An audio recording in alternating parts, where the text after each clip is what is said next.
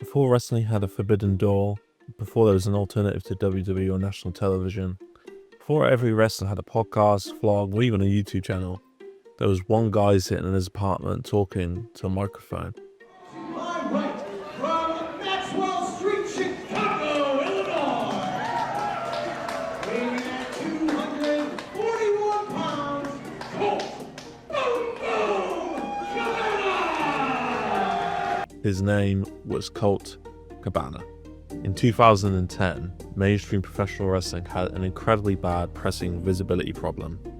If you weren't in WWE, you didn't just struggle, you didn't really exist. There were options outside of WWE like TNA and ROH, but they never reached the mainstream scale of WCW.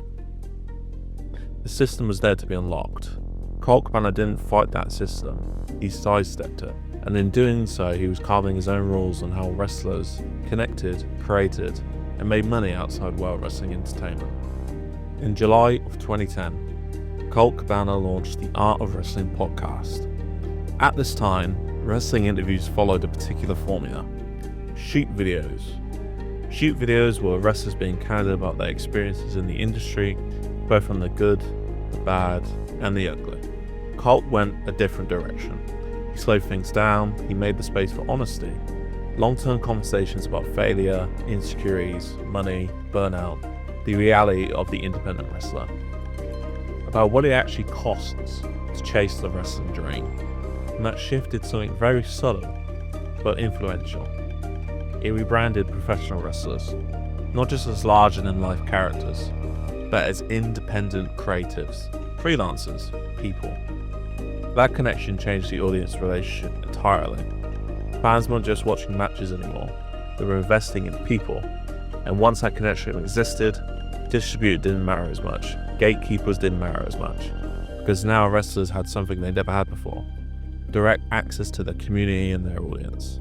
You could draw a straight line from the Art of Wrestling to podcasts such as The Talk is Jericho and The Steve Austin Show that followed suit, to the entire podcast ecosystem that now surrounds the professional wrestling industry. Cabana didn't just start a show, he normalized the idea that wrestlers could control their narrative, so to speak. Before this era, independent wrestling merchandise was at ground level in terms of distribution. It didn't scale, it didn't travel, it didn't work. Cabana saw the gap.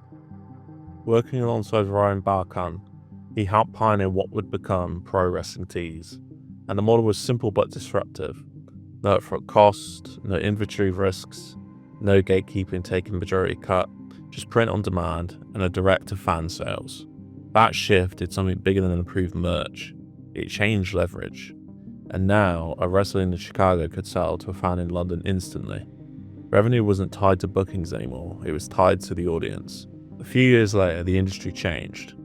A new company formed, All Elite Wrestling.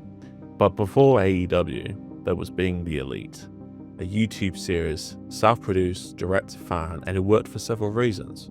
The audience was already there. What looks like a sudden revolution was actually becoming a slow build. Colt had already proven the model in action. Build your own platform, own your audience, and monetize directly. So when Cody Rhodes and the Young Bucks decided to go all in, if you pardon the pun, they weren't taking a blind risk. They were scaling a system that had already been established, in terms of execution and results. Cabana didn't create AEW, but he helped create the conditions that made AEW possible. He made independent wrestling financially and creatively viable, not as a stepping stone, but as a destination. Colt Cabana was never positioned as the face of wrestling, nor was that his aim. But influence doesn't always look like spotlight. Sometimes it looks like infrastructure.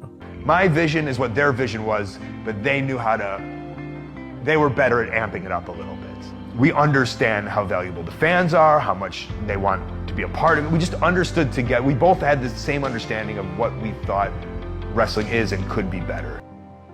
Because today, wrestlers are more than performers.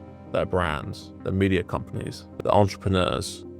And that shift towards ownership, access, and independence starts with someone proving it's possible.